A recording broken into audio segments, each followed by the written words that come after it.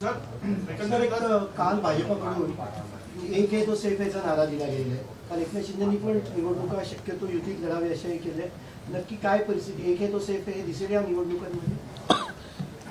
आम्ही सगळे एकत्रच आहोत. महायुतीनंच आम्ही निवडणुका लढवणार आहोत. काल देखील आपल्याला माहिती असेल की माननीय एकनाथ शिंदे साहेबांच्या अध्यक्षतेखाली नेतृत्वाखाली आम्हाला सगळ्या मंत्र्यांना हे त्यांच्या शासकीय बंगल्यावर आम्हाला बोलवलेलं होतं. तिथं देखील आम्हाला स्पष्ट शिंदे साहेबांनी सांगितलं की आपल्याला महायुतीनंच निवडणुका लढवायच्या आहेत. स्थानिक पातळीवर जरी काही हवेदावे मतभेद असतील तर ते आपण मिटवले पाहिजेत. कारण आपल्याला महायुतीनं या सगळ्या निवडणुकीला सामोरं जात असताना कुणीही प्रेस्टीज इश्यू करू नये. कुणीही स्वबळाची भाषा जर कोण करत असतील तर त्यांना तुम्ही समजवावं. अशा पद्धतीचे निर्देश म्हणजे महायुती एकसंघ ठेवण्याचं प्रमुख काम जर कोणी केलं असेल किंवा पुढचं पाऊल जर कोणी टाकलं असेल ते एकनाथ शिंदे साहेबांनी टाकलं. आम्हाला सगळ्यांना मंत्र्यांना बोलून सांगितलं की महायुतीनंच आपल्याला निवडणुका लढवायच्या आहेत. मुंबई महानगरपालिकेमध्ये जेवढे नगरसेवक आहेत तेवढी जागाची मागणी तुम्ही करणार आहात असं एक समोर येतंय. या बाबतीमध्ये सगळे अधिकार हे माननीय एकनाथ शिंदे साहेबांना आहेत.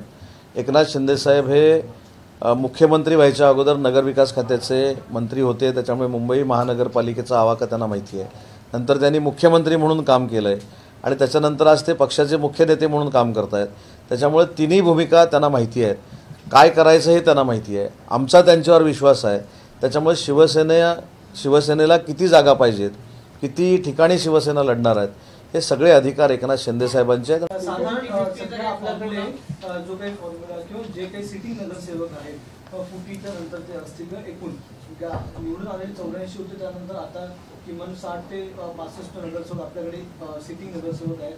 अजून पक्ष प्रवेश होणार आहे. ते इतक्या सीट मिळाव्या का आणि याच्या व्यतिरिक्त अधिकच्या उरलेल्या सीट ज्या आहेत त्यामुळे देखील काही 50-50 व्हावं असं काही आपला प्रस्ताव किंवा काही चर्चा झाली? 50-50चा प्रस्ताव काय तुम्ही अख्खा फॉर्म्युलाच सांगितलं की त्याच्यामुळं हा असाच्या असा फॉर्म्युला आहे काय मला माहीत नाही.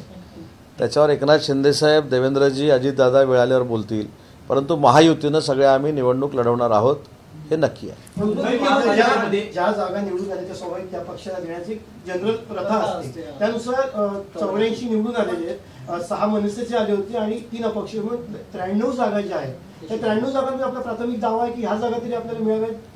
अभंग तोच आहे, फक्त चाल बदललेली आहे.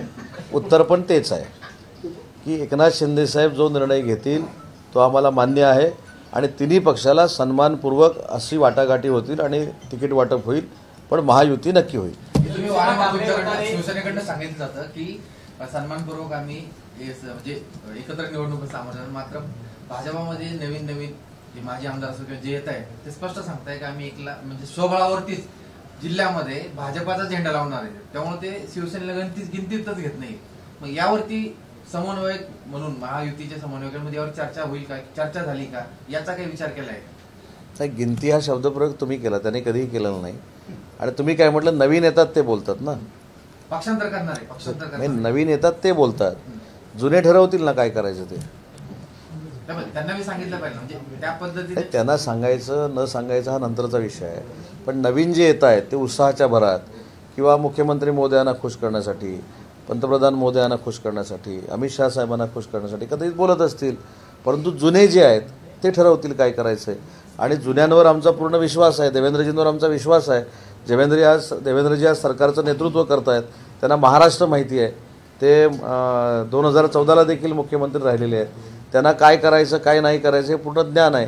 त्याच्यामुळे नवीन तुम्ही प्रश्न विचारला म्हणून सांगतोय, नवीन जे येत आहेत ते जे काय बोलत असतील त्याच्यावर विश्वास ठेवण्यापेक्षा देवेंद्रजी बोलतील किंवा एकनाथ शिंदे साहेब जे बोलतील आणि अजितदादा बोलतील ते फायनल होणार आहे.